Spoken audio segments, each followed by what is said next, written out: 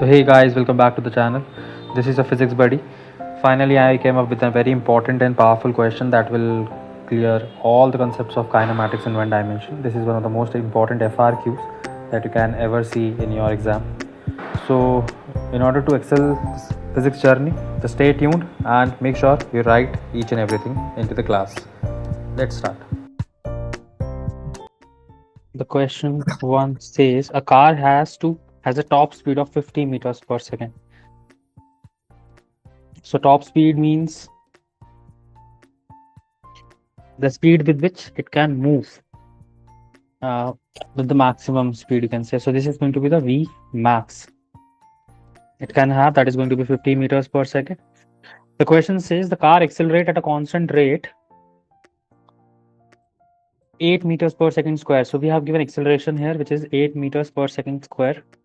May or may not reach its top speed, but if it does, it maintains top speed until it decelerate at 9 meters per second square.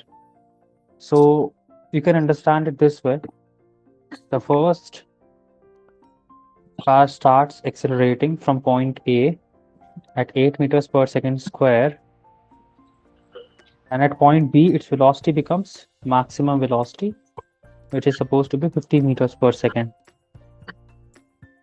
Later on it says that it starts decelerating and reaches to the it's decelerate until it comes to rest or it comes to stop. So initially the velocity was supposed to be 0, and finally also the velocity is supposed to be 0. This is what question says. But the thing is, it can cover 250 meters during that time.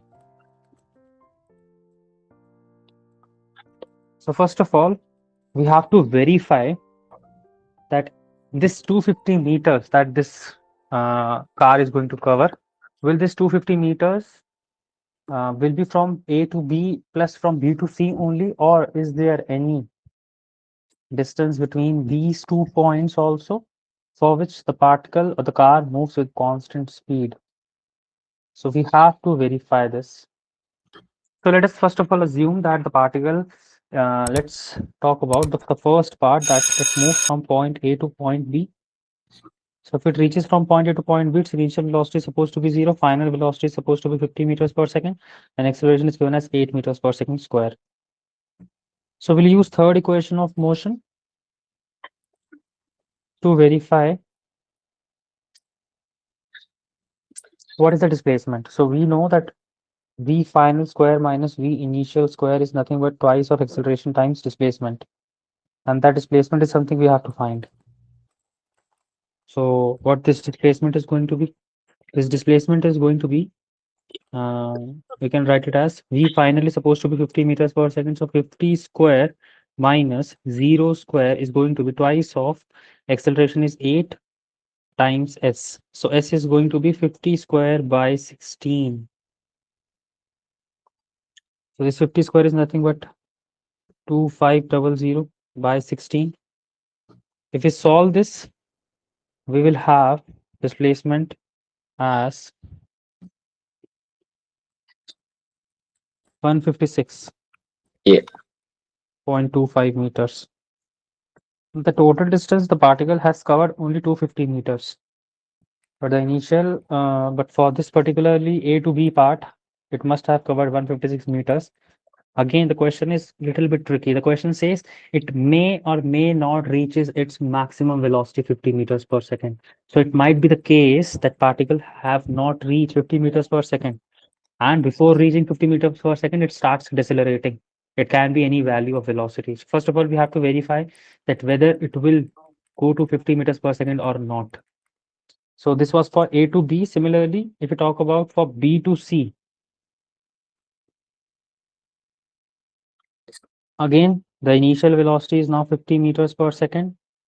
Final velocity is supposed to be 0, and acceleration with which it will retard is going to be 9 meters per second square. And it should be -9 because it is going to be decreasing its velocity. So again, we'll use third equation of motion We'll apply the same v final square minus v initial square, which is equals to twice of acceleration times displacement. So again, we have to find the displacement here to verify whether it is 15 meters per second or not. So v final is supposed to be 0, initial is supposed to be 50 square divided by twice of a, that is twice of 9. So the displacement is going to be 2500 by 18. Displacement is negative. This negative and negative will cancel out. So it can be written as 138 meters. 138.8 meters. Now, we verified this fact that the displacement is, if we add both of this, we'll get it is approximately 280 to 95 meters, but the total displacement is 250 meters. So it will not reach to its maximum value. That is the case. It will not reach to its maximum value. So if it will not reach to its maximum value, it must reach to some undefined value of velocity. Now the question is something you can say, we understood that what exactly needs to be done here. We need to first of all understand that this whole thing will have a velocity which is not 50. Yeah, but maximum velocity it can reach is 50, but in this case, it is not going to reach 50 meters. Now the question is a little bit simple now. So the question says a particle starts from point A, go to point B, initial velocity is supposed to be 0. At point B, it got some velocity V, then it starts retarding, and its velocity at point C again becomes 0. It comes to rest once again. It started from rest, it comes to rest. So the displacement in both the cases I can write as S1 and S2. And question says the sum of these two velocities, the sum of these two displacement is going to be 250 meters.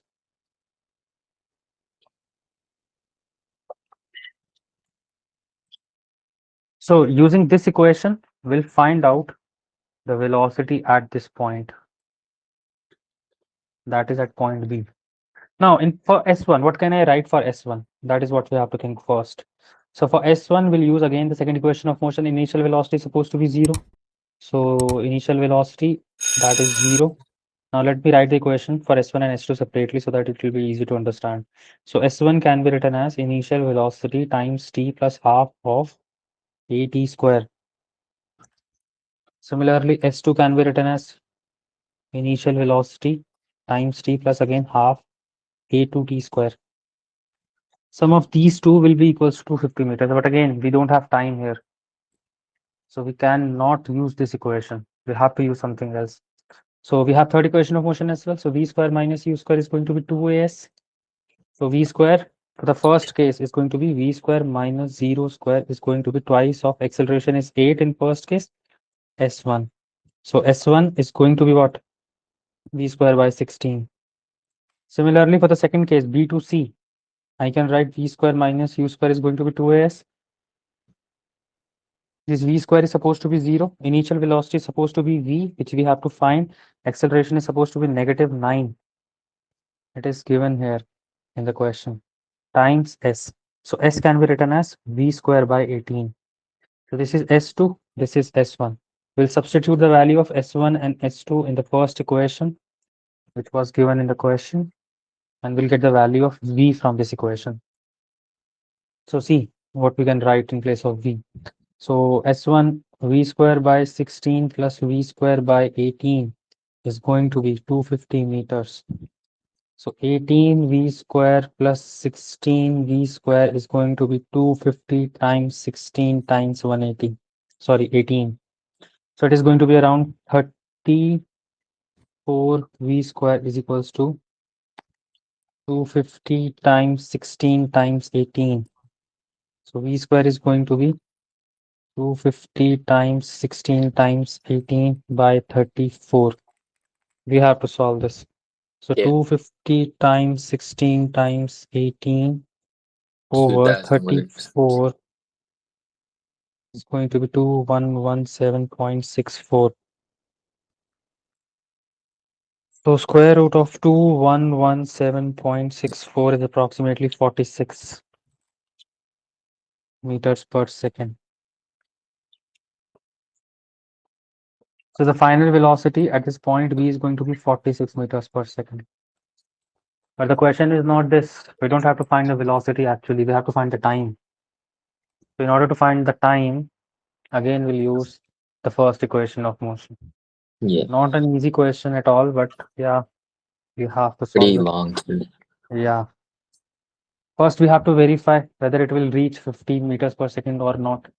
Then, if it will not reach 50 meters, we have to find out the velocity, or you can say the maximum velocity till which it reaches. If we found the maximum velocity, then we have to find out the time, but how much time will it take? So again, for A to B, T final is equals to V initial plus acceleration into T. So T here I can write it as T1. I can write A as A1. So V final is supposed to be 46. Initial velocity is supposed to be 0. Acceleration is supposed to be 8.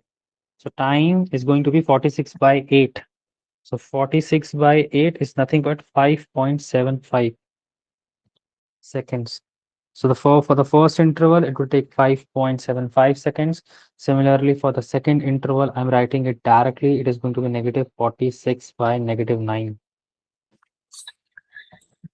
It is going to be 5.12. I can write 5.11. The total time is equals to 10.8. 510.86. So that is the answer. That is what is asked in the question. How much time will it take? 10.86 seconds. Yeah. So yeah, pretty big question, but we should understand that how we are actually need to apply the equations of motion. If we are able to apply the equations of motion, we can solve it well. So does all these things make sense? Yeah. Let's do another question, like the second question from the same worksheet. It's important to solve the questions.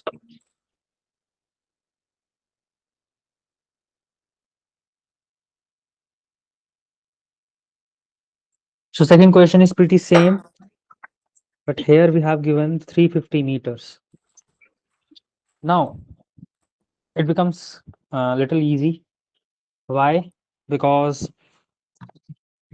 we already know that if particles start from point A, reaches point B, it must have 50 meters per second of velocity at point B.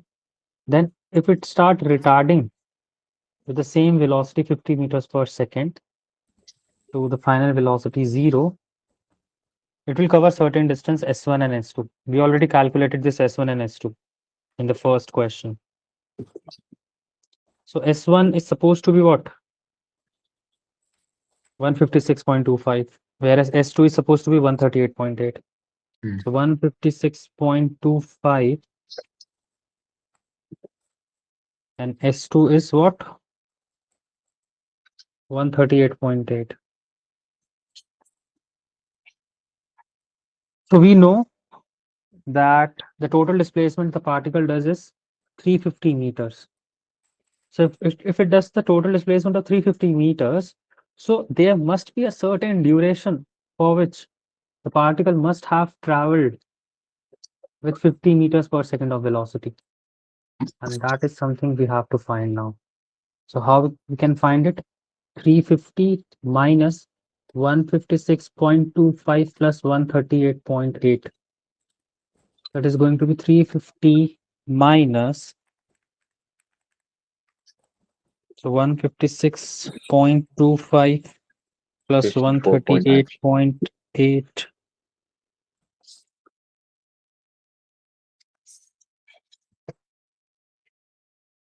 is going to be 64.95 meters. That's correct. So Why isn't it S1, 54? yeah, 54, not 64. So here we understand this thing that the displacement in this case is going to be 54.95 meters, and the sum of all these displacement S1, S2, and let me call it as S3 will make it to 350 meters. Now the time is something we have to find here. So in the first case, again, We can find out time using the same equation. The first equation, V final is equals to V initial plus acceleration times T. So T1 is going to be V final is 50, initial is 0, acceleration is 8. So we already find that T1 is going to be what? 50 divided by 8, which is going to be 6.25 seconds. Similarly, we'll find T2 as well in this case, which is going to be 0 minus 50 over negative 9. Again, same equation. I have used this equation only. Final velocity is 0, initial is 50, time acceleration is negative 9. So it is going to be 50 by 9, which is equals to 5.56, I can say. This is T2. Now we also have to find this T3. So in this case, as there is no acceleration and particle is moving with a constant velocity covering 54.95 meters, so we can say that total time in this portion is going to be displacement upon speed. Displacement is 54.95, speed is 50 meters, so it is going to be 1 point something. So 54.95 divided by 50 is going to be 1.099 seconds. So in this case, the total time is equals to T1 plus T2 plus T3, which is equals to 6.25 plus 1.099 plus 5.56. So this total time is going to be 12.909 seconds. So this is the difference between both the questions. Again, these questions are not the easy one. You just have to first of all understand that what the question says. If you understand the question well, if you are able to draw all the things given in the question, it will be easier to solve it. Whenever you are solving any type of question, just make sure that you not only solve question but also draw it in the first attempt. If you are able to draw it, you can solve it. But if you are not able to draw it, it will be a little difficult. That is the important part here.